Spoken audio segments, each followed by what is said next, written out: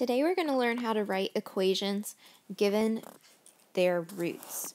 So the first step is to take any rational zeros and change those to factors. So if they give you something like 2, we're going to change it to x minus 2, just like if we were trying to divide. Same thing with negative 3 over 4. That would change as a factor to 4x plus 3.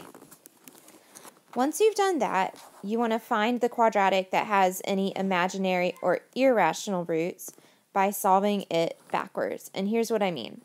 We want to use the imaginary and irrational root theorems, which we talked about in our last video, because if we do stuff with negatives, you're probably going to make a mistake with the signs.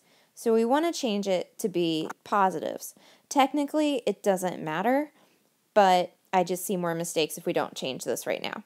So if I give you that one root is x equals 2 minus 4i, I want to write the positive conjugate, which would be 2 plus 4i. Once again, hypothetically, I get exactly the same answer whether or not I do this, but I just see a lot more mistakes if we don't. And now what we want to do is get the either imaginary number or the square root by itself. So first I need to minus 2 and minus 2. So I get that equals 4i. Now I'm kind of unsolving this, so to get the 4i we usually would have done the square root. So to undo that step, we're going to square both sides. So we need to multiply out the left. At some point, probably during this unit, you'll get to where you can do this in your head, but you can always FOIL or box it out.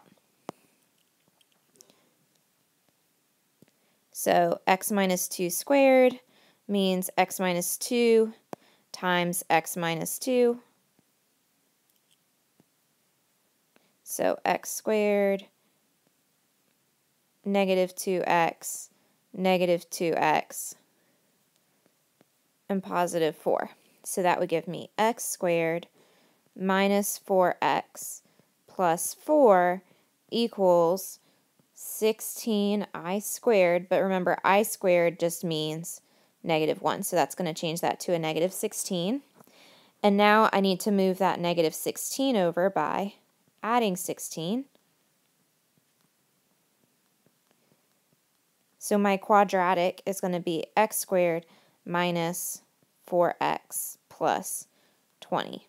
So I'm going to take that answer here and anything that, if I had, say, used the x equals 2, I would take that and I would multiply all of my factors together. Once again, probably using the box, otherwise you're going to have to distribute a whole lot.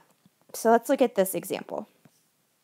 For example, we have, say we have the roots negative 1 and 2 minus I. So what I'm going to do is change my rational root here to a factor, and I'm going to leave some space so I can do my work, but at the end I'm going to end up multiplying by x plus 1. Now I'm going to write x equals 2 minus I, the other root I was given. But we want to use the positive conjugate. Once again, you get the same answer, hypothetically, but you'll probably make more mistakes if you don't. Now we're going to get the I by itself, so minus 2 minus 2. So x minus 2 equals I. Now that we have that I there, we're going to square both sides. So don't forget, you're going to be multiplying out x minus 2, and I might show you a shortcut for how you can think about it in class. Just doing our normal multiplication. The key thing is to not be killing any sort of puppies by not, don't just be distributing your squared. You can't do that. So I get x squared minus 4x plus 4 equals I squared is negative 1. So I would get rid of that -1 by adding 1. So my quadratic term is going to be x squared minus 4x plus 5. And my last step is to actually just do this multiplication. So I'm just going to set up my box and do some multiplying. I'm going to be a little lazy with my box. Hopefully you will forgive me. X cubed minus 4x squared plus 5x, x squared minus 4x plus 5, and combine your like terms. X cubed minus 3x squared plus x plus 5 is your final answer. So once again, we're trying to write an equation. All right, let's flip to the back. Now this one is a little bit different because we don't have any rational roots. So I have to just start with doing my other process. 1 minus I, and I'm going to come over here and do x equals square root of 3. So we want to be using the positive conjugate. So I'm going to change that to a plus I. So my left side is going to become x. We need to minus 1. So x minus 1 equals I. Now we're going to square both sides. So multiply that out. X minus 1, x minus 1, x squared minus x plus 1. So x squared minus 2x plus 1 equals, I squared is equal to -1. And we would move that -1 by adding 1. So this quadratic is x squared minus 2x plus 2. And now we're going to repeat the process on the right. So you want to get your square root by itself, which it already is, which is nice. So I can get rid of the square root by squaring both sides. And I get x squared equals +3. We're going to minus 3 from both sides. So we get x squared minus 3. My last step is going to be to multiply these out. Once again, I'm going to shorthand my box a little bit. X squared minus 3, x squared minus 2x plus 2,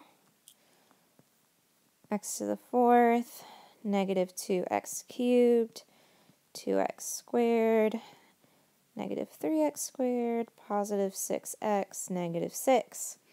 So my final answer, be careful on this one, you can't combine like terms along your diagonal, so don't get used to always doing it because it won't always work. Just watch your exponents. And that is my final answer. I really should be plopping a y equals in front of these, but you only live once. All right, last one. So we want to change any rational roots to a factor. So I'm going to take 2 and change it to a factor, which would be x minus 2.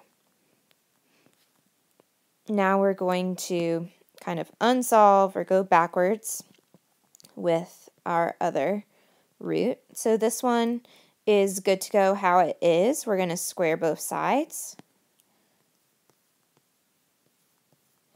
So x squared equals 4 squared is 16, I squared, but what is I squared?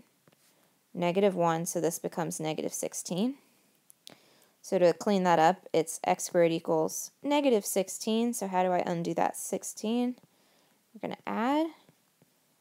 So I get x squared plus 16 equals 0, which is my other binomial. Last step, again, is to multiply this out.